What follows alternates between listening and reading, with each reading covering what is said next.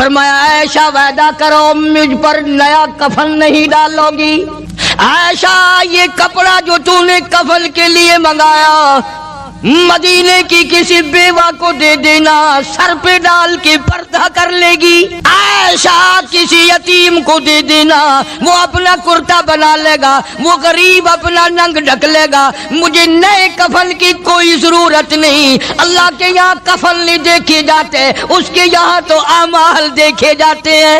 دوستو آپ کا خیر مقدم ہے ہمارے چینل MS ملتانی ریاکٹ پر۔ دوست آج کے قاری حنی ملتانی صاحب کے بیان کا ٹاپک ہے حضرت عمر فاروق رضی اللہ عنہ کا جنازہ۔ اس بیان کو توجہ سے سماعت فرمائیں، بہت زیادہ فائدہ ہوگا۔ چلیے دوستو مل کر سنتے ہیں۔ کو لکھ بھیجا ابو بکر کے یہاں اس سے کم آٹے میں گزارا ہو سکتا ہے، اتنا آٹا کم کر دیا جائے۔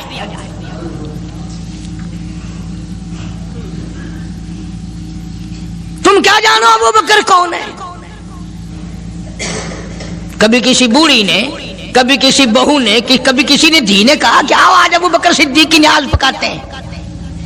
نظر اللہ نیاز حسین، نبی کے یار کا نام نہ لینا کبھی بھی۔ امام الانبیاء محبوب کبریا حضرت محمد مصطفیٰ صلی اللہ تعالی علیہ وسلم نے فرما دیا، او لوگوں، امت کے تمام لوگوں کا میں نے احسانات کا بدلہ چکا دیا، سب کے قرضے چکا دیے، سب کے لینے دینے میں نے برابر کر دیے، پر او میرے اللہ، ابو بکر کے احسانات کا بدلہ تو دے سکتا ہے، میں نہیں دے سکتا۔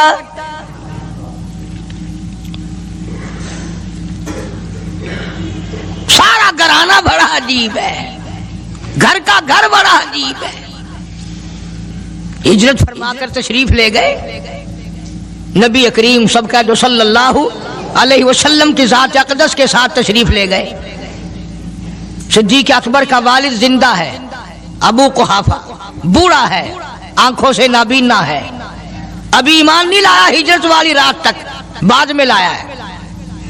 لاٹھی کے سہارے گھر آیا، پتا تو چل گیا نا کہ رات چلا گیا نبی کے ساتھ میرا بیٹا، اور آ کے پوتیوں کو کہنے لگا، کیوں اسما جی دادا جان، میرا تو اپنا خیال یہ ہے کوئی ٹیڈی، کوئی پیسہ، کوئی کپڑا، کوئی غلہ تمہارے لیے نہیں چھوڑ کے گیا ہوگا۔ باوجود کافر ہوتے ہوئے اس وقت تک ابو بکر کا والد مسلمان نہیں، لیکن جانتا ہے کہ میرے بیٹے کو نبی کی اتنی محبت ہے، وہ اتنا قربان ہے، وہ اتنا پروانہ ہے اور اس قدر جانثار ہے، کوئی شے گھر میں نہیں چھوڑ کے گیا ہوگا۔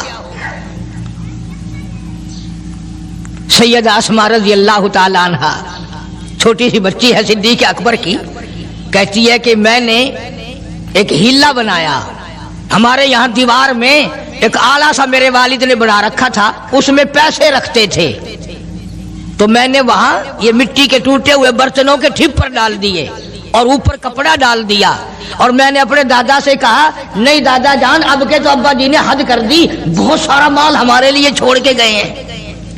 انہوں نے کہا بیٹی میرا یقین نہیں پڑتا، وہ نبی کے بغیر ایک پیسہ تو کیا وہ اپنی جان پیچھے رکھنے کو تیار نہیں۔ انہوں نے کہا نہیں دادا ذرا آؤ تو صحیح۔ کہتی ہیں کہ میں نے اپنے دادا کا یوں ہاتھ پکڑ کے، دکھتا تو تھا نہیں، اس کپڑے کے اوپر پھیر دیا کہ دیکھیے یہ آلہ ہے نا، یہ تاک جالا کہ سب بھرا پڑا ہے۔ یہ کہنے لگا اچھا بہت اچھا کیا، تمہارا گزارا ہو جائے گا، مجھے بڑا فکر تھا، مجھے بہت پریشانی تھی، اب میں بے فکرہ ہو گیا کہ تمہارے لیے تمہارا ابا کھانے پینے کے لیے تو چھوڑ گیا۔ سیدہ اسماء کہتی ہیں حالانکہ جس وقت میں نے یہ کارروائی کر کے دکھائی ہم 2 دن کے بھوکے تھے۔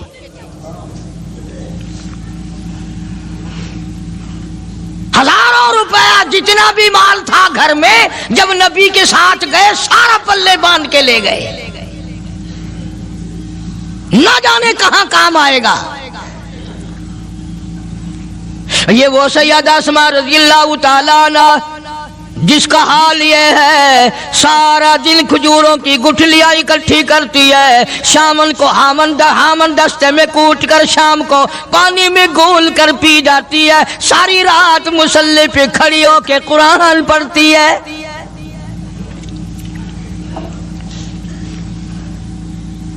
عجیب قسم کا گھرانہ ہے صدیق اکبر رضی اللہ تعالیٰ عنہ کا۔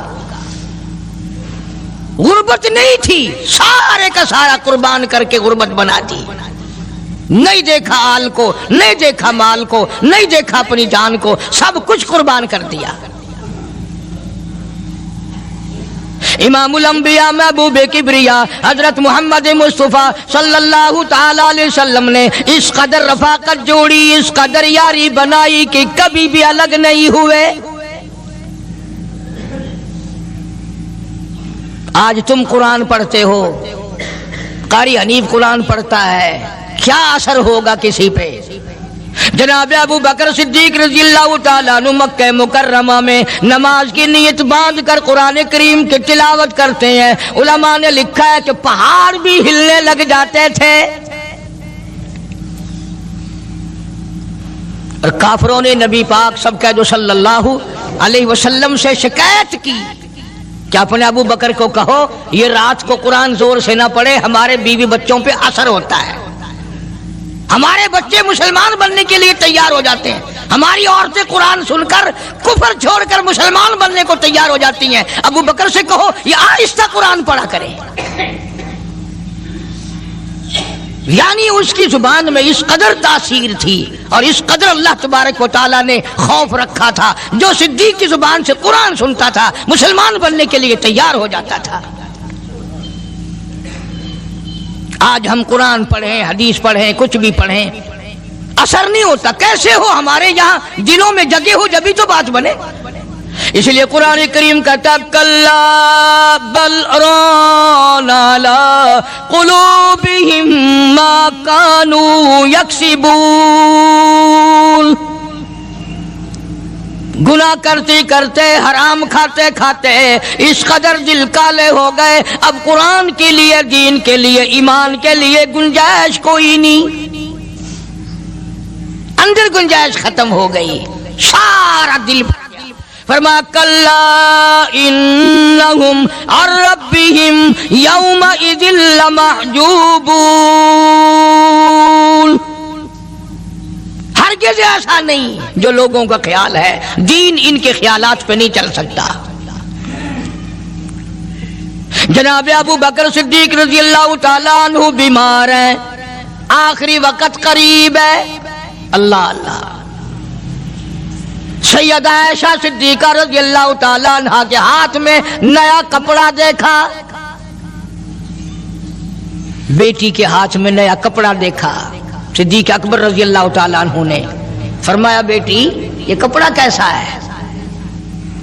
عرض کی ابا جان کفن کے ارادے سے منگوا لیا ہے، نہ جانے کس وقت ضرورت پڑ جائے گی، مجھے خطرہ ہے، اندیشہ ہے، آپ کا آخری وقت ہے، میں نے کفن کے لیے کپڑا منگا لیا ہے۔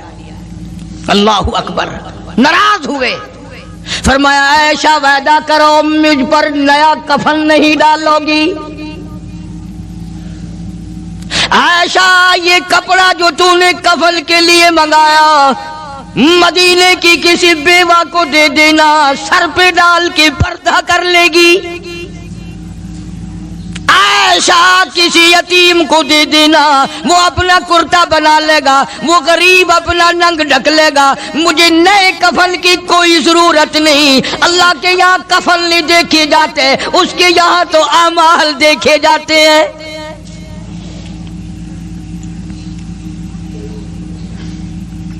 حضرت عائشہ رضی اللہ تعالیٰ عنہ نے اصرار کر دیا، ابا اجازت دے دو، اب تو میں نے منگا لیا ہے، اب تو میں نے منگا لیا ہے، دنیا کیا کہے گی؟ وقت کا حکمراں، وقت کا بادشاہ، نبی کا جانشین کو کفن بھی نہیں ملا۔ پھر دوسرا رخ اختیار کیا ہے صدیق اکبر سب کہہ دو رضی اللہ تعالیٰ عنہ، فرمایا عائشہ او میری بیٹی، نبی کریم صلی اللہ تعالی علیہ وسلم کا آخری وقت تیری گود میں آیا، تیرے سامنے آیا، تو نے آقا مدنی صلی اللہ علیہ وسلم کا آخری وقت دیکھا۔ حضرت عائشہ رونے لگی، ہاں میں نے دیکھا، سب کچھ مجھے معلوم ہے، پر عائشہ شہنشاہ کائنات کا کفن بتا۔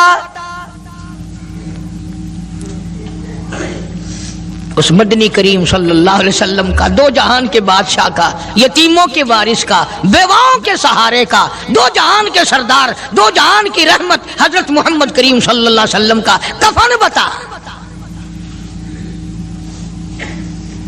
حضرت عائشہ رونے لگی، عرض کی ابا جان جن کپڑوں میں سرکار اس دنیا سے تشریف لے گئے ان کپڑوں میں 12 پیوند تھے، 12 ٹاکیاں تھی۔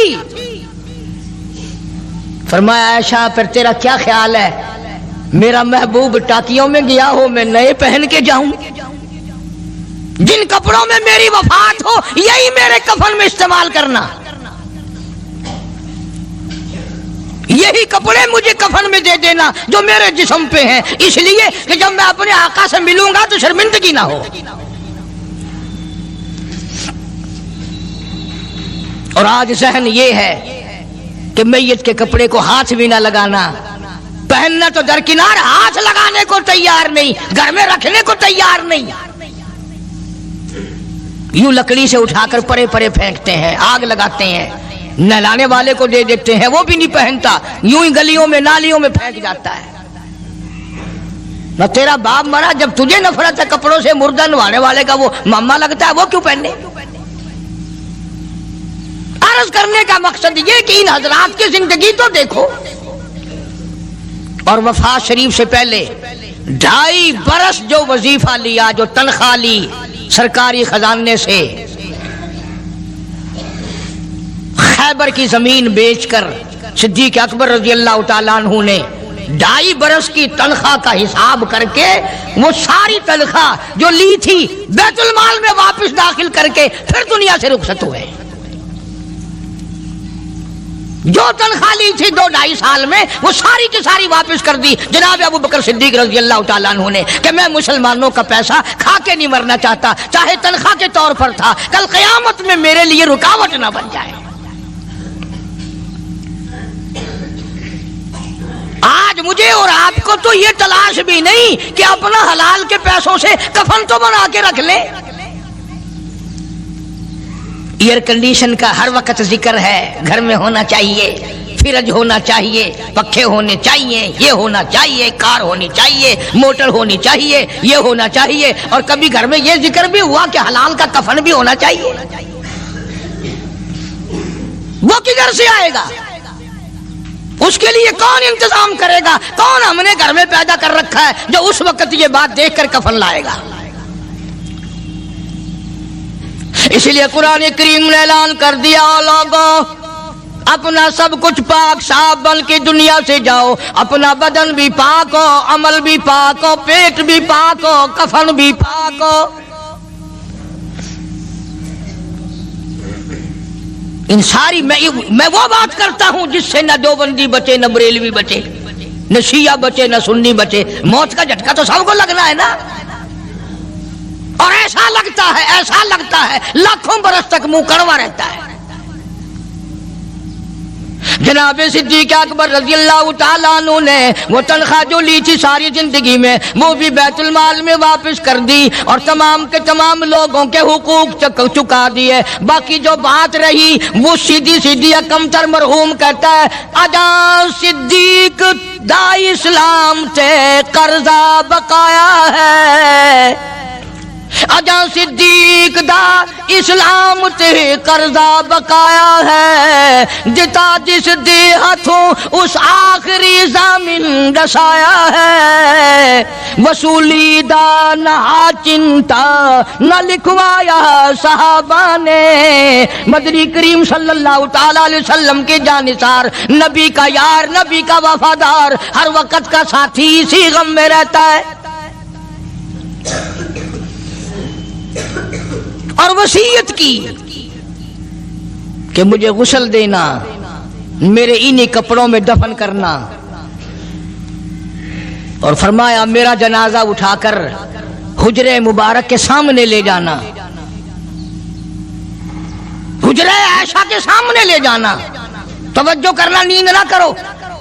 اور یوں فرمایا نبی پاک صلی اللہ علیہ وسلم کی جہاں قبر شریف ہے، حضور کا حجرہ ہے، روضہ ہے، دروازے پہ کھڑے ہو کر آواز لگانا، کالی کملی والے صدیق آ گیا ہے۔ فرمایا اگر اجازت ہو تو اندر دفن کرنا، اور اگر اجازت نہ ہو تو جنت البقیع میں لے جانا۔ علماء کہتے ہیں کہ جب میت کو جا کر کے روضہ اقدس صلی اللہ علیہ وسلم کے سامنے رکھا اور آواز لگائی تو دروازہ خود بخود کھل گیا اور آواز آئی دیر نہ کرو، محبوب کو محبوب سے ملا دو۔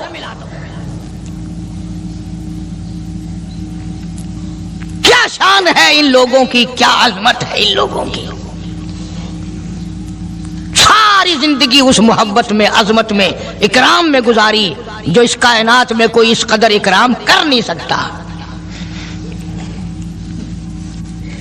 مدینہ پاک میں ایک وقت ایسا بھی آیا کہ دشمنوں نے مدینے کے گورنر کو گانٹھ لیا، اس کو رشوت دی، پیسے دیے اور کہا کہ ہمیں اجازت ہونی چاہیے، ہم روضہ اقدس کو کھود کر ابو بکر صدیق اور فاروق اعظم کی لاشیں نکالنا چاہتے ہیں یہاں سے۔ چنانچہ حاکم وقت نے پیسے کھا کر اجازت دے دی۔ شمس الدین سراج ایک بزرگ ہے جو اس وقت مدینہ پاک یعنی روضے کے متولی ہیں، مسجد نبوی کے متولی ہیں، گنبد خضرا صلی اللہ علیہ وسلم کے محافظ اور نگہبان ہیں۔ وہ فرماتے ہیں کہ رات آدھی جب گزری تو کنڈی کھٹکی مسجد کی، میں نے کنڈی کھول دی تو مجھے حکم ملا کہ تم خاموش رہو، اگر آواز نکالو گے سر اتار دیا جائے گا۔ ایک آدمی اندر داخل ہوا، دوسرا داخل ہوا، تیسرا آیا، کسی کے ہاتھ میں کسی، کسی کے ہاتھ میں گنتی، کسی کے ہاتھ میں ٹوکری، کسی کے ہاتھ میں تسلا مٹی اٹھانے والا، سب کے سب یوں لے کر داخل ہو رہے ہیں۔ اور مجھے یہ کہا گیا کہ یہ جو کچھ کرتے ہیں روکنا نہیں، کسی کو بتانا نہیں۔ شمس الدین سراج بزرگ رحمت اللہ علیہ کہتے ہیں وہ جب 40 کے 40 اندر داخل ہو گئے، پچھلے نے مجھے اشارہ کیا دروازہ بند کر دے، اب کسی اور کو اندر نہ آنے دینا۔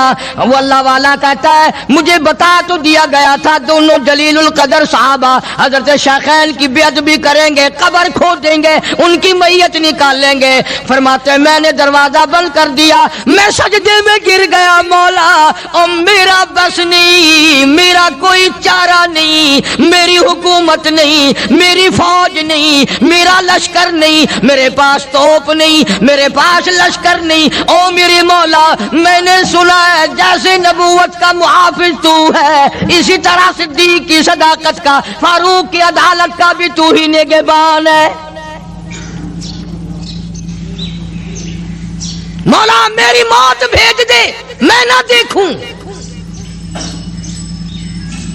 شمس الدین سراج بزرگ کہتا ہے کہ اللہ کا حکم ہوا، میں نے بھی دعا تو کی تھی رو رو کے، میرے دیکھتے دیکھتے، توجہ کرنا لفظ سمجھو، میرے دیکھتے دیکھتے مسجد نبوی میں زمین پھٹی اور بمے ٹوکریوں کے، بمے سامان کے 40 کے 40 کو زمین نگل گئی۔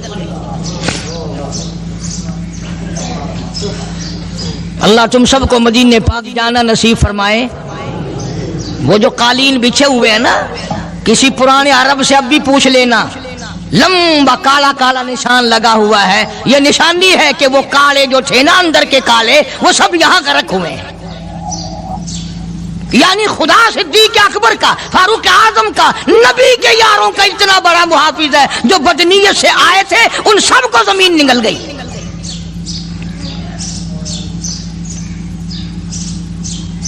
ایک اللہ والا کہتا ہے کہ میں نے مدینہ پاک میں حاضری دی اور حضور کریم صلی اللہ علیہ وسلم کے روضہ اقدس پہ سلام پڑھا، اور میں صدیق اکبر کے موضع شریف کے سامنے کھڑا ہو کر سلام عرض کر رہا تھا، پڑھ رہا تھا۔ میں جب واپس ہٹنے لگا تو ایک آدمی مجھے کہنے لگا آپ کہاں سے آئے ہیں؟ اس نے بتایا کہ میں فلاں جگہ سے آیا ہوں۔ کہ آپ بڑے نیک آدمی معلوم ہوتے ہیں، بڑا اچھا سلام پڑھ رہے تھے، تعریف اچھی کر رہے تھے، میرے یہاں کھانا کھانے چلو۔ اللہ والا کہتا ہے کہ میں اس کی باتوں میں آ گیا کہ چل بھائی مدینے کا آدمی ہے، مدینے کا آدمی ہے، دعوت کر رہا ہے، انکار کروں تو سنت کے خلاف، انہوں نے کہا چل بھائی، لے گیا اور وہاں جا کر ایک مکان میں اس اللہ والے کو بند کر کے کوٹڑی میں اس کو زنجیروں میں باندھ کر اس کی زبان کاٹ دی. تو نے صدیق کی اتنی تعریف کیوں کی؟ اور پھر چھوڑ دیا کہ جا صدیق سے ٹھیک کرا کے دکھا. وہ پھر مسجد نبوی میں آیا. یہ تو پہلے بتاؤ کہ تم مسلمان بھی ہو کہ نہیں؟ مسلمان یوں ہوا کرتے، آنکھ مسلمان والی نہیں، زبان مسلمان والی نہیں، ہاتھ مسلمان والا نہیں، دل مسلمان والا نہیں، نیت مسلمان والی نہیں، یہ مسلمانی ہے؟ صحابہ اکرام رضوان اللہ تعالی علیہ مجمعین، اللہ تعالیٰ کی کروڑہ رحمتیں نازل ہو حضرات صحابہ اکرام کی قبروں پہ. دربار رسالت ہے، سب کہہ دو صلی اللہ علیہ وسلم. سبحان اللہ، کتنے خوش نصیب تھے وہ لوگ جو محمد کریم صلی اللہ علیہ وسلم کی مجلس میں بیٹھا کرتے تھے. کانوں میں آواز آتی تھی مصطفیٰ کریم کی، دیدار ہوتا تھا امام الانبیاء کا. کتنے خوش نصیب تھے یہ لوگ. جنگ سے واپس آئے صحابہ اکرام، ایک لڑکی کو پکڑ کے لائے جو لڑنے آئی تھی، کفار کے ساتھ مل کر مسلمانوں کا مقابلہ کرنے آئی. میدان جہاد میں سے صحابہ اکرام پکڑ کے لائے. قیدی ہے، کافرہ عورت ہے، غیر مسلم ہے. شہنشاہ کائنات حضرت محمد الرسول اللہ صلی اللہ تعالی علیہ وسلم کے دربار میں لا کے بٹھا دیا. ننگے سر ہے، ننگے منہ ہے، ننگے ہاتھ پیر ہیں. اللہ اکبر. کبھی آپ نے سوچا نہیں کہ تو کتنے بڑے نبی کا امتی ہے، کتنے بڑے سردار کا غلام ہے. رحمت والی چادر اتار کر فرمائی، او بلال یہ میری چادر لے لے، اس لڑکی کے سر پہ ڈال دے، پردہ کرا دے. عرض کیا گیا کسی کافر کی لڑکی ہے، یہودی کی لڑکی ہے، عیسائی کی لڑکی ہے، غیر مسلم کی لڑکی ہے، میدان جہاد سے گرفتار کر کے لائی گئی، قیدی لڑکی ہے، لڑنے آئی تھی، مارنے آئی تھی، اسلام کی دشمن ہے، دین کی دشمن ہے، قرآن کی دشمن ہے، مذہب کی دشمن ہے، خدا اور اس کے رسول کی دشمن ہے. اللہ تعالیٰ کے نبی حضرت محمد کریم صلی اللہ علیہ وسلم نے فرمایا، او لوگو ٹھیک ہے لڑکی کافر کی ہے، کفر کی حالت میں پلی ہے، کفر پھیلانے آئی ہے، کفر کو بچانے آئی ہے، اسلام کا مقابلہ کرنے آئی ہے، اسلام کو مٹانے کے لیے آئی ہے. پر اے میرے دیوانوں یہ تو بتاؤ، اپنے باپ کافر کے دربار میں بھی ننگے سر بیٹھے اور میں کالی کملی والے کے دربار میں بھی ننگی بیٹھے. سبحان اللہ. پھر اس دربار میں اور میرے دربار میں کیا فرق ہوگا؟ وہ کافر کا دربار ہے، یہ شہنشاہ کائنات کا دربار ہے، رحمت للعالمین کا دربار ہے، ساقی کوثر کا دربار ہے، شافی محشر کا دربار ہے، اللہ کے محبوب کا دربار ہے، آمنہ کے در یتیم کا دربار ہے، فاطمہ الزہرا کے ابا کا دربار ہے. اور بلال جلدی کر میرے دربار میں کافر کی بیٹی آئے، میں اس کا بھی پردہ کروں گا.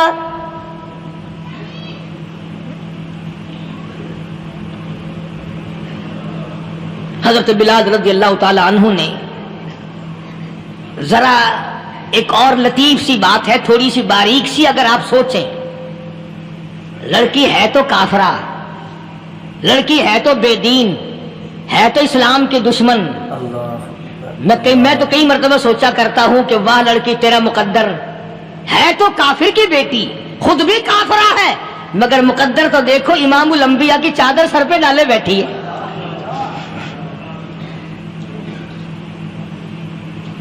کہاں سوچیں یہ چیزیں، ہمارے دماغ یہاں تک کہاں رسائی کریں. میرا تو دل چاہتا اگر میں ہوتا اس کافر بیٹی کے ہی پاؤں دھو کر پی لیتا. تو ایڈی مقدروں والی، تو اینی خوش نصیب، ابھی ابھی قیدی بن کر آئی، ابھی ابھی ہاتھوں میں ہتکڑی تھی اور ابھی ابھی سر پہ رحمت دو عالم کی رحمت والی چادر ہے. اور پھر آپ نے پوچھا اب تو کیا چاہتی ہے؟ کیا چاہتی ہے؟ اللہ اکبر، کہنے لگی میرے گھر پہنچا دو، میں اپنے گھر جانا چاہتی ہوں۔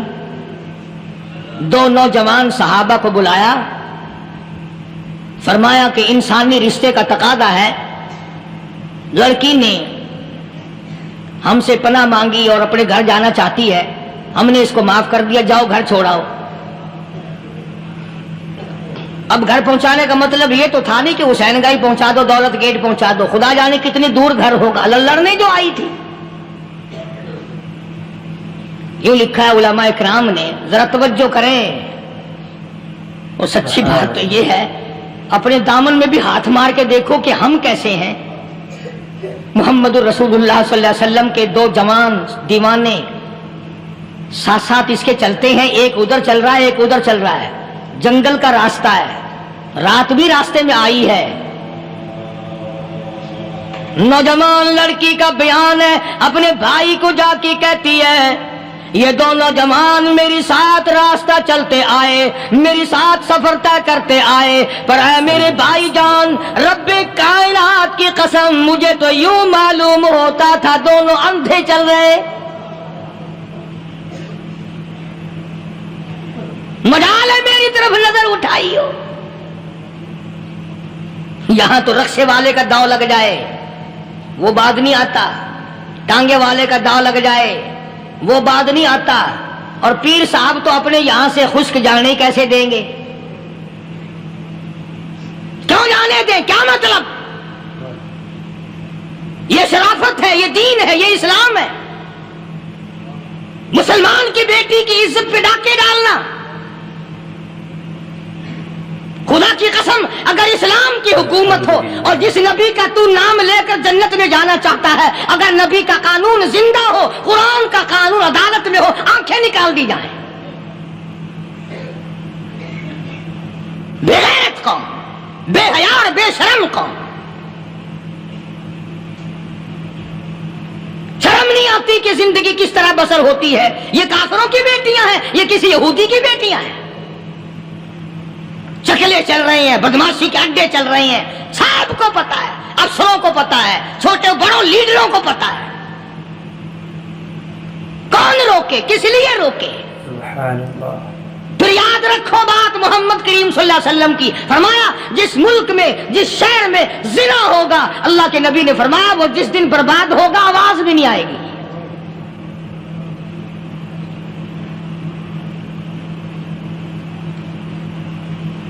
مسلمانوں کے یہاں سے ہو کر دربار نبوت سے چل کر رحمت دو عالم صلی اللہ تعالی علیہ وسلم کی چادر اوڑھ کر لڑکی اپنے گھر پہنچی۔ بھائی نے پوچھا بتا مسلمانوں نے تیرے ساتھ کیا برتاؤ کیا؟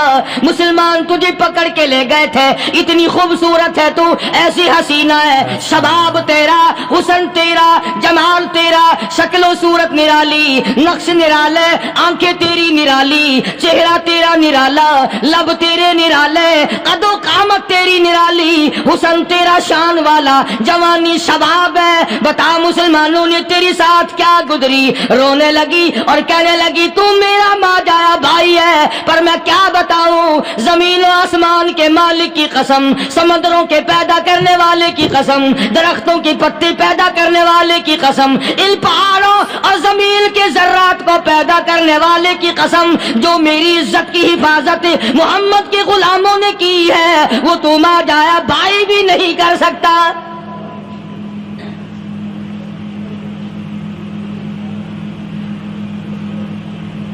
صداقت صداقت ہوتی ہے، حقیقت حقیقت ہوتی ہے، چھپتی تو نہیں۔ کاغذ کے پھولوں سے خوشبو کیسے آئے گی؟ پلاسٹک کے پھول گلاب کے بنا کر سرانے میں لگانے تو آسان ہے، مگر گلاب کی خوشبو نہیں تم لا سکتے۔ سبحان اللہ، سبحان اللہ۔ ارے وہ بھائی بھی تھا تو کافر، پھر بھی مقدروں والا نکلا۔ انہوں نے تو کفر چھوڑ دیا، اور ہم سے ریت نہیں چھوٹتی، رسمیں نہیں چھوٹتی، ہم سے شرک نہیں چھوٹتا، ہم سے بدعات نہیں چھوٹتی۔ بھائی کہتا ہے بہن کو، توجہ کرو، کبھی دنیا میں انصاف کی بات کرنے والے لوگ بھی زندہ تھے، کفر اسلام ایک اور چیز ہے. انصاف کی بات تو کہا کرتے تھے. بھائی کہنے لگا بہن سے کہ میری بہن چادر تیرے سر پہ نبی کی، کالی کملی والے کی چادر تیرے سر پہ ہے، یہ اس کے دیوانے تجھے ساتھ لے کے آئے ہیں اور انہوں نے تیری عزت اور آبرو کی حفاظت کی ہے، تو یہ بتا کلمے سے خالی آئی؟ ایسے دربار سے خالی آ گئی؟ ماشاءاللہ. کھلانا لوٹ رہا وہاں تو خالی تو نہیں آ گئی؟ بہن کہنے لگی کہ ہاں خالی آئی ہوں. مطلب یہ کہ میں نے کلمہ نہیں پڑھا، ایمان قبول نہیں کیا، دین قبول نہیں کیا، اسلام اور اس کا مذہب میں نے قبول نہیں کیا. بھائی کہنے لگا تف ہے تجھ پر، تجھے ایسے دربار سے خالی اٹھتے شرم نہ آئی؟ اور دربار رسالت ہو خالی آ گئی؟ کیا بات کہی ہے عورت نے، سبحان اللہ، اللہ اکبر. کہنے لگی 2 وجہ سے میں نے کلمہ نہیں پڑھا. دل میرا چاہ رہا تھا، اندر میرا کہتا تھا کہ جب میرے سر پہ یہ چادر آئی میرا تو دل چاہتا تھا کہ لپٹ جاؤں قدموں سے آقا کے. بھائی میرا دل چاہتا تھا میں کھڑی ہو جاؤں دربار میں اور یوں کہوں میرا دل ہو تیرا گھر ہو، میرا دل ہو تیرا گھر ہو، تیرا در ہو میرا سر ہو. تمنا مختصر سی ہے مگر تمہید کولانی. میں نے کلمہ 2 وجہ سے نہیں پڑھا. پہلی وجہ تو یہ کہ جب تو سنتا، تجھ تک یہ بات پہنچتی کہ میری بہن نے کلمہ پڑھ لیا، تو شاید تیرے دماغ میں یہ بات نہ آ جائے کہ میری بہن سے مسلمانوں نے زبردستی کلمہ پڑھوایا ہوگا. اس لیے میں نے نہیں پڑھا. تیرے دماغ میں یہ بات نہ آئے کہ مسلمانوں نے مجبور کر کے، قیدی بنا کر کے جو لے گئے تھے، مجبور کر کے کلمہ پڑھایا اور میری بہن نے ڈر کے مارے کلمہ پڑھا. کلمہ پڑھنے کا پختہ پروگرام ہے، مزہ تو اب آئے گا نا، یہاں سے آزاد ہو کر جاؤں گی. اور دوسری بات اس نے اور پتے کی کہی. کہنے لگی بھائی میں نے کلمہ اس لیے بھی نہیں پڑھا کہ بہن جنت میں جائے بھائی دوزخ میں جائے. اصل میں تجھے لینے آئی ہوں، دونوں چل کر اس دربار کی غلامی کریں گے. میں نے یہ خوف کھایا کہ میرا بھائی غصے میں آ کر کفر پر اور مضبوط نہ ہو جائے، اس لیے مجھے آنے کی کوئی ضرورت نہیں تھی. اور کہنے لگی او میرے بھائی وہ دربار کوئی واپس آنے کا تھوڑا ہی ہے، وہاں تو جو گیا قربان ہو گیا، جو گیا قربان ہو گیا. چلو چلتے ہیں. دونوں بہن بھائی آ کر حضور اکرم صلی اللہ علیہ وسلم کے ہاتھ پہ کلمہ پڑھ کر مسلمان بن جاتے ہیں. وہ نبی کی ایک بات دیکھ کر کلمہ پڑھ کر مسلمان بن گئے. ہمارے سامنے لاکھوں حدیثیں، ہزاروں قرآن کی آیتیں ہیں، پر ہم آج تک مسلمان نہ بنے. اللہ. جب مرضی آئی نماز پڑھ لی، جب مرضی آئی زکات دے دی، جب مرضی آئی قرآن پڑھ لیا، جب مرضی آئی دین ایمان کر لیا، مرضی آئی چوری کر لی، مرضی آئی ٹھگی مار لی. اس کا نام دین نہیں ہے، اس کا نام ٹھگی اور فریب ہے. اس لیے قرآن کریم نے للکار کے کہا تأمرون الناس بالبر وتنسون انفسکم وانتم تتلون الکتاب. دوسروں کو اسلام کا نام لیتے ہو، دوسروں کے سامنے مسلمان بنتے ہو، حالانکہ تم کتاب پڑھتے ہو اللہ کی. افلا تعقلون، سوچتے کیوں نہیں ہو کہ تم کدھر چلے ہو؟ کیا پروگرام بنائے بیٹھے ہو؟ زندگی کا لاہ عمل یہ تو نہیں ہونا چاہیے جو تم نے بنایا ہوا ہے. اور آگے فرمایا تأمرون الناس بالبر وتنسون انفسکم وانتم تتلون الکتاب افلا تعقلون واستعینوا بالصبر والصلاة. اگر تکلیف آئے، پریشانی آئے، کوئی مصیبت آئے تو صبر اور نماز کے ساتھ قائم رہو. یعنی صبر نماز کے بغیر حاصل نہیں ہوگا، اور نماز قبول ہوگی تو صبر خود بخود آ جائے گا. چنانچہ اللہ والوں کی زندگی کا مطالعہ کرو، کتابیں اور حالات پڑھ کر کے دیکھو کہ انہوں نے ساری عمر میں ایک ایک نماز بھی ضائع نہیں ہونے دی. تمام तमाम उम्र में एक एक नमाज जाया नहीं होने दी। और हम लोगों की जवानी यूं ही बीत जाती है, जवानी यूं ही गुजर जाती है। इसी को कहता है कि कुछ ना परवाह की मेरे दीन की, आज मैं तुम्हारी परवाह कैसे करूं। वइन्नहा लकबीरतुन इल्ला अलल खाशिईन।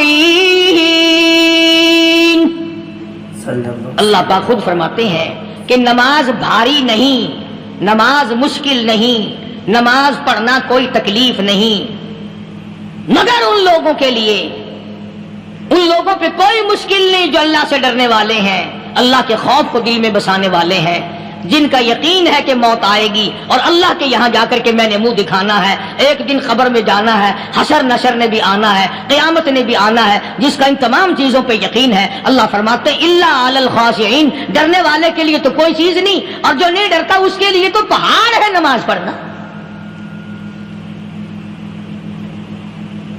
सहाबा किराम ने तो ऐसी ऐसी नमाजें पढ़ी। सहाबी है मदनी करीम सल्लल्लाहु अलैहि वसल्लम का, अपने बाग में नमाज पढ़ रहा है। गुंजान बाग है खजूरों का बाग पक्का खड़ा है, सहाबी नमाज पढ़ रहा है।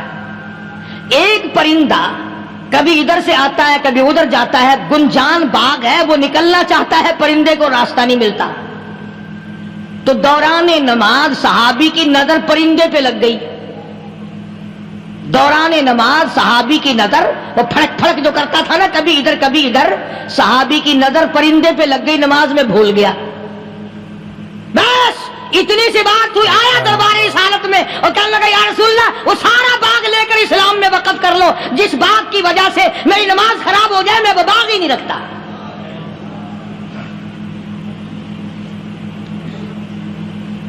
हमारे यहां भी कोई अजमत है नमाज की, कौन परवाह करे।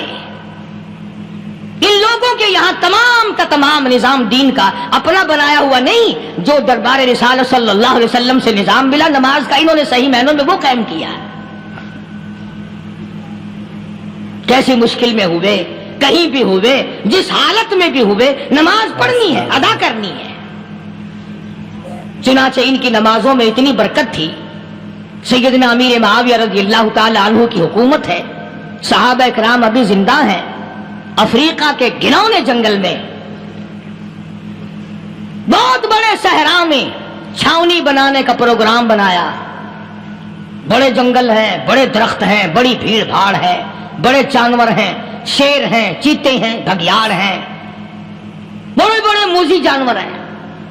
तो उस इलाके के लोगों ने बताया कि तुम मार खाओगे, यहां तो बड़े बड़े जानवर तुम्हें खा जाएंगे, तुम ये क्या सोच कर आए हो, तुम्हें ये नहीं छोड़ेंगे, जानवर खा जाएंगे, तुम्हें यहां छावनी बनाओगे। साहबा कहने लगे नहीं, हमारे पास हथियार है। कमांडर कहने लगा, एक सहाबी था हुजूर अकरम सल्लल्लाहु अलैहि वसल्लम के जमाने का दीदार करने वाला, बड़ा दीवाना परवाना। कमांडर ने उसे हुक्म दिया, तू 2 रकात वुजू कर, 2 रकात नमाज अदा कर, और 2 रकात नमाज अदा करने के बाद दरख्त पे चढ़ जा, और दरख्त पे चढ़कर आवाज लगा, ओ जंगल के हाथियों, ओ जंगल के भगियाड़ों, ओ जंगल के शेरों, ओ जंगल के मूसी जानवरों, और नागवठुओं, और सांप बिच्छुओं, और फला जानवरों, और फला जानवरों, हम गुलाम हैं मोहम्मद अरबी सल्लल्लाहु ताला अलैहि वसल्लम के, और मैं तुम्हें हुक्म देता हूं 24 घंटे की इजाजत है, 24 घंटे के अंदर अंदर तमाम जंगल खाली मांगता हूं।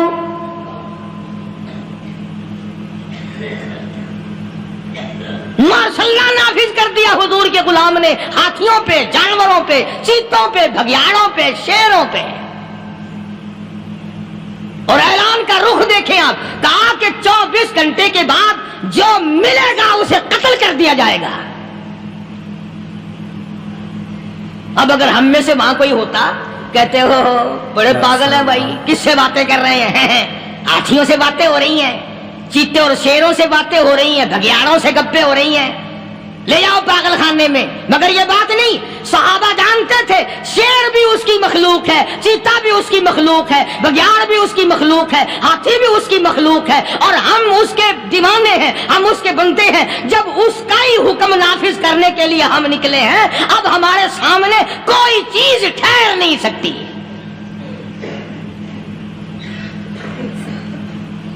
تاریخ شاہد ہے. گیبن مورخ انگریز لکھتا ہے, امریکہ کا بہت بڑا پروفیسر تور آندرے انگریز مورخ لکھتا ہے کہ صحابی کی یہ بات سن کر جنگل میں کھلبلی بچ گئی, جانوروں میں شور مچ گیا, چیتے گھگیاڑ اور طوفان مچ گیا. شور مچاتے ہوئے تمام کے تمام نے جنگل خالی کر دیا. مسلمان, جب تیرے اندر ایمان تھا, جب تیرا قرآن پہ ایمان تھا, جب تیرا نبی پاک صلی اللہ علیہ وسلم پہ ایمان تھا, جب تیرا حضور کی رسالت پہ ایمان تھا, جب اللہ کی توحید پہ تیرا ایمان تھا, اور تیرا مقابلہ شیر نہیں کر سکتا تھا, تیرا مقابلہ چیتا نہیں کر سکتا تھا. آج ایمان پلے ہے نہیں, آج تو ڈر کے مارے مر رہا ہے, مر رہا ہے, مر رہا اور مرے گا. الحمدللہ. ایک صحابی جنگل میں راستہ بھول گیا اور بھول کر اور زیادہ صحرا میں جنگل میں نکل گیا. دیکھتا کیا صحابی سامنے سے شیر آیا. صحابی نے تو شیر کو دیکھ لیا اور شیر نے صحابی کو دیکھ لیا. اب شیر حملہ کرنے کا ارادہ کر رہا, سامنے ہے. اللہ اکبر, اللہ اکبر. صحابی نے للکار کر آواز دی, اور جنگل کے شیر, او جنگل کے شیر, کیا تو ان آنکھوں کو چیرنے کا ارادہ کرتا ہے جو آنکھیں محمد کریم صلی اللہ علیہ وسلم کے چہرے انور کا دیدار کر چکی ہے؟ ان آنکھوں کو پھاڑے گا, اس چہرے کو پھاڑے گا جس نے حضور صلی اللہ علیہ وسلم کا ایک دفعہ نہیں بار بار دیدار کیا ہے. تاریخ شاہد ہے. شیر جھکا, صحابی کے قریب آیا, اور یوں لکھا کہ آگے بڑھ کر صحابی کے پاؤں چاٹنے لگا, پیر چاٹنے لگا, اور زبان حال سے یوں کہنے لگا, اگر تو ان کا غلام ہے تو میں ان کے غلاموں کا غلام ہوں. یہ جو تمہیں کہتے پھرتے ہیں نا, غلام ہے رسول کے غلام ہے, غلام ہے رسول کے غلام ہے, شکل پہ دیکھنا 12 بجے ہوئے ملیں گے. بالکل جھوٹ.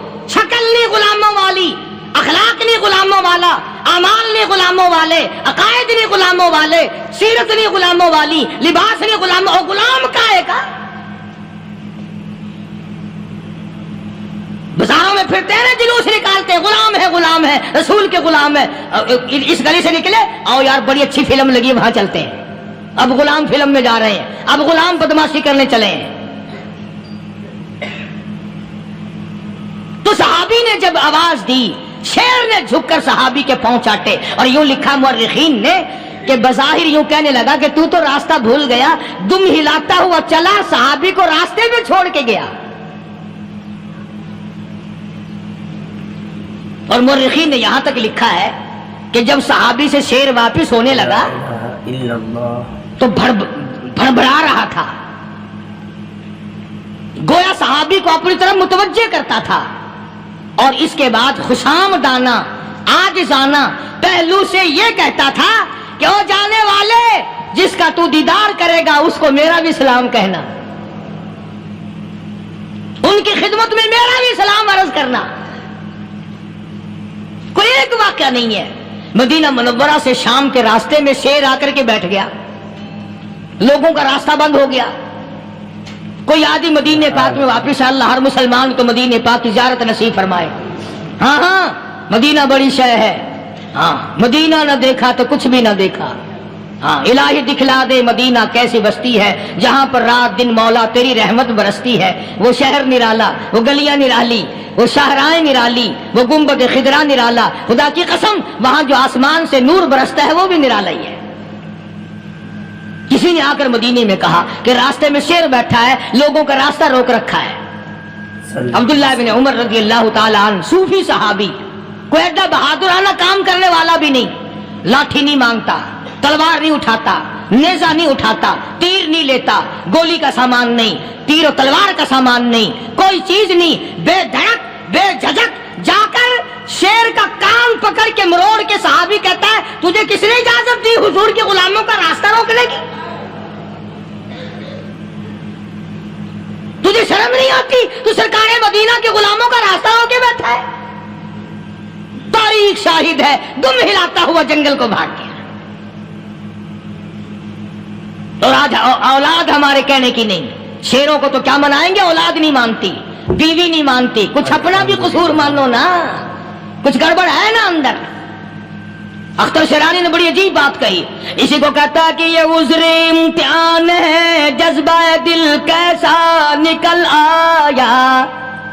یہ عذر امتحان ہے, جذبہ دل کیسا نکل آیا. میں الزام ان کو دیتا تھا, قصور اپنا نکل آیا. گریبان میں جا کر دیکھو, ٹٹول کر کے دیکھو, اپنی نیتوں کو ہاتھ مار کے دیکھو, اپنے عقیدے کو ٹٹول کے دیکھو, اپنے ایمان کو تلاش کر کے دیکھو, اپنی نظروں سے پوچھو, اپنی زبان سے پوچھو, اپنے پیٹ سے پوچھو, تیرے اندر کیسی روزی جا رہی ہے. کیوں کر ہم کامیابی سے ہمکنار ہوں؟ یہ خلقت پھر ہمارے لیے غیر کیوں نہ بنے, یہ سارا جہان ہمارا دشمن کیوں نہ بنے. صحابہ تو ایسے بے دھڑک تھے, کسی شہنشاہ کی پرواہ نہیں کیا کرتے تھے, کسی شہنشاہ کی پرواہ اللہ والے نہیں کرتے تھے. تم تو بڑے پیروں کو ماننے والوں, پر جو میں بات بتاؤں گا پیر کی وہ نہیں مانو گے. مجدد الفسانی سرہندی سب کہہ دو رحمت اللہ علیہ, نقشبندی خاندان کے سربراہ ہیں, بہت بڑے بزرگ ہیں. پکڑ کر کے لے گئے حکومت والے, بادشاہ کو سجدہ کرانا ہے, بادشاہ کو سجدہ کرانا ہے. وہ کاہے کا سجدہ کرتے تھے؟ وہ کسی سے ڈرتے ہی نہیں تھے, اللہ والا کسی سے ڈرا ہی نہیں کرتا. تو یوں سنا کہ انتظام کیا گیا کہ دربار کے قریب جا کر ایک دیوار بناؤ, اس میں ایک چھوٹی سا روشن دان دریچہ موری لگاؤ, جس میں سے جھک کر بندہ اندر داخل ہو, تاکہ ایک دفعہ جھک جائے صحیح. یہ پیر, یہ درویش, یہ قلندر, یہ ولی, یہ مولوی جو اکڑا ہوا ہے اسے جھکا لو جس طرح سے بھی ہو سکے. اب تمہاری نظروں میں تو ہماری کوئی قیمت نہیں. تم جو یہاں جمعہ پڑھنے آتے ہو, تمہارے خیال میں ہماری کوئی قیمت نہیں. وضو کیا, سنتیں پڑھی, جمعہ پڑھایا, بس ہمیں نہ کوئی جانتا ہے نہ کوئی پہچانتا ہے. تم کیا جانو کہ صوبائی ہوم ڈپارٹمنٹ میں ہمارے تذکرے, مرکز گورنمنٹ میں ہمارے تذکرے, کون سیدھا چل رہا ہے, کون الٹا چل رہا ہے, کون ہمارے لیے خطرناک ہے. اور تمہیں کیا پتا, ہمیں تو لوگ ڈبل سٹار لکھتے ہیں. مجدد الفسانی سرہندی رحمت اللہ علیہ کے لیے کھڑکی بنائی گئی, جھک کر داخل ہوگا, اسی بہانے سے جھک جائے گا. مگر اللہ والوں کو عقل اللہ ہی عطا کرتا ہے. جب وہاں گئے نا, انہوں نے کہا جی اس میں سے داخل ہو کے اندر چلنا ہے. مجدد صاحب نے پہلے دونوں پیر داخل کیے, بجائے یوں جھک کر داخل ہونے کے یوں لمبے ہو کے داخل ہوئے. پیر اندر پہلے داخل کر لیے, یعنی اور بے ادبی کی کہ پیر پہلے لگے, میرے پاؤں ہے تیرا سر ہے, لاؤ ملاقات کر. اللہ والا جھکا ہی نہیں. پر اس اللہ والے کو یہ پتا نہیں تھا کہ میں تو زندہ کے سامنے نہیں جھکتا, یہ مرووں کے سامنے جھکتے پھریں گے لوگ. انہیں یہ پتا نہیں تھا کہ یہ قبروں کی مٹی چاٹتے پھریں گے, یہ رات دن شرک کی لعنت میں گرفتار ہو کر کے مریں گے. لگے ہوئے ہیں میلے, بھر بھر کے خلقت جا رہی ہے. پھوڑے پھنسی کا علاج ہوگا, بیماریوں کا علاج ہوگا, پانی چشمے کا پی آؤ, پانی چشمے کا پی آؤ. مخدوم رشید کے علاقے کے سارے سال اس کھڈے میں لوگ بھاگتے ہیں, اور انشاءاللہ یہ اس مہینے میں جا کر وہ گو کا ملا ہوا تبرک پی کے آتے ہیں. بڑا بہترین تبرک ہے وہ. نوح علیہ السلام کی قوم نے کشتی پخانہ کر کر کے بھر دی تھی نا.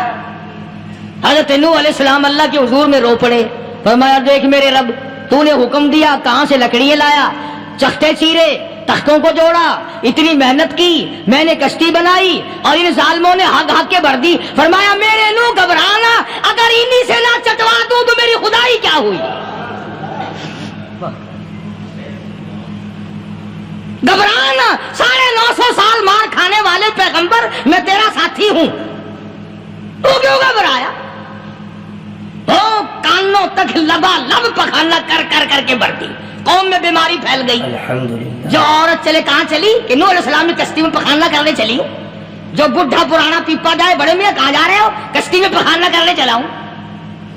اللہ میاں نے خارش کی بیماری بھیج دی. ہو چھوٹے بڑے امیر غریب جوان بوڑھے مرد اور پھرے آگا پیچھا کھجاتے ہوئے کسر کسر کسر کسر تنگ ہو گئے سارے. وہ ایک بڈھا بڑا خارش کا مارا ہوا تنگ بیمار بھی بعد نہ آیا. وہ کشتی کے کنارے پہ بیٹھ کے پخانہ کرنے لگا نا, پیر پھسل گیا دھڑم اندر تبرک کے. اب وہ ساری جان لتھڑ گئی, سارا سن گیا. باہر آ کے پانی پونی سے صاف کیا, وہ جہاں جہاں گندگی لگی تھی نا وہ خارش ہی ختم ہو گئی. چڑھ گیا درخت پہ, کہنے لگا آؤ خارش کی دوا مل گئی, بیماری کا علاج مل گیا, آؤ آؤ مفت. آ گئی دنیا بیماری میں, اور کیا چاہیے؟ بھاگی بھاگی خلق. انہوں نے کہا ہے, انہوں نے کہا بظاہر دیکھنے میں یہ گند ہے, یہ کھاج کی دوا ہے, من لو اٹھا کے.